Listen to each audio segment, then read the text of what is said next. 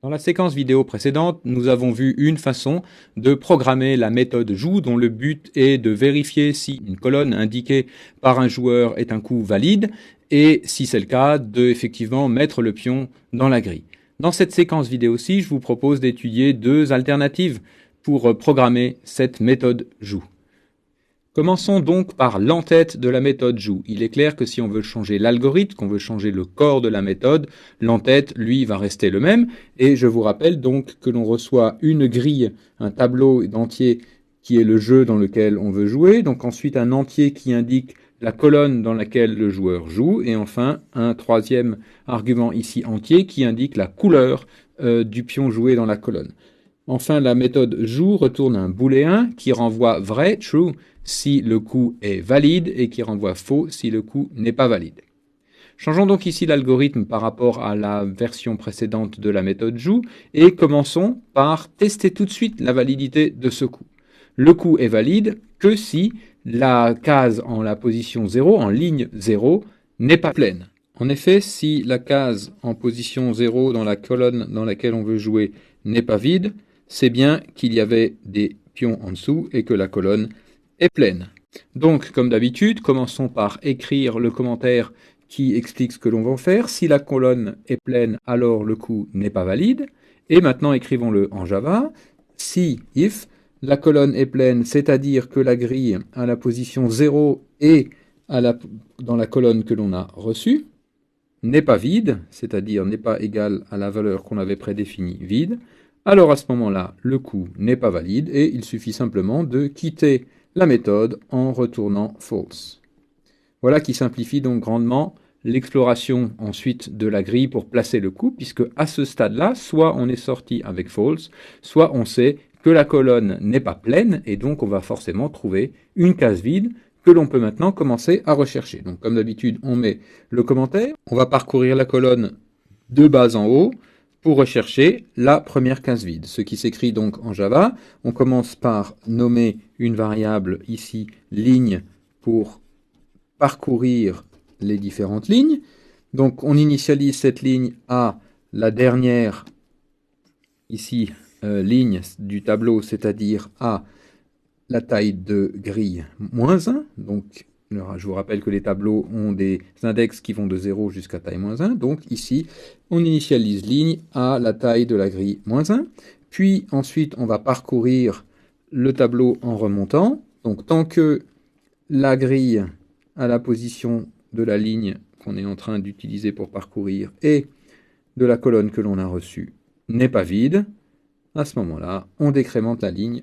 Donc, moins ligne.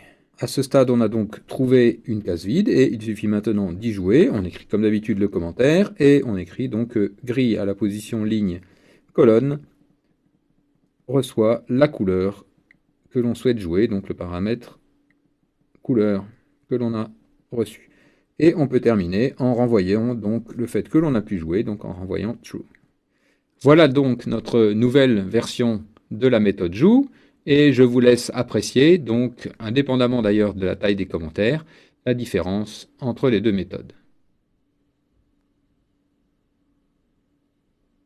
Terminons enfin avec encore une autre version de la méthode joue qui cette fois repart de la version de la vidéo précédente et va la remanier. Donc nous retrouvons ici la version de la vidéo précédente et l'idée est de s'abstenir d'introduire ce booléen ici pleine et d'essayer de faire autrement.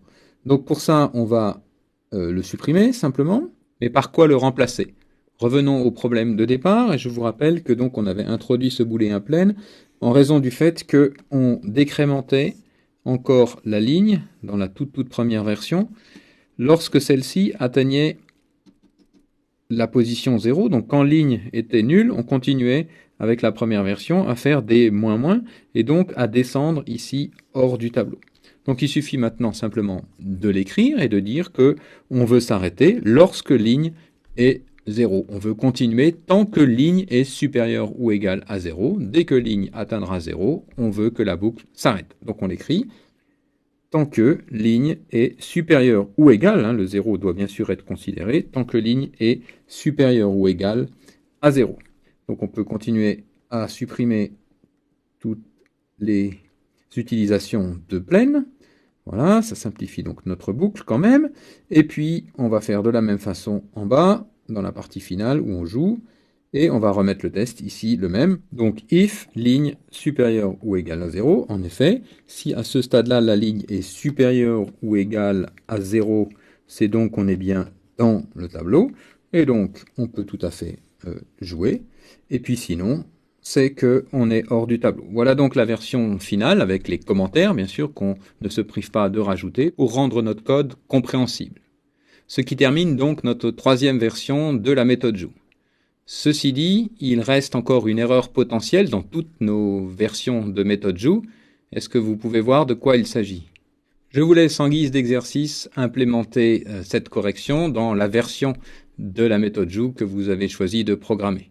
Vous devriez donc avoir maintenant à ce stade un programme Java correct dans lequel vous pouvez représenter un jeu, donc une grille, des couleurs de pions de joueurs. Vous pouvez initialiser ce jeu et l'afficher, et vous pouvez jouer des pions et tester la validité des coups dans la grille. Pour pouvoir avoir un jeu complet, il reste encore à demander à un joueur où il joue et pouvoir alterner les joueurs, demander un coup à rouge, un coup à jaune, et enfin vérifier si la partie se termine, c'est-à-dire si l'un des joueurs a gagné ou si la grille est pleine. Ce sera l'objet des prochaines séquences vidéo.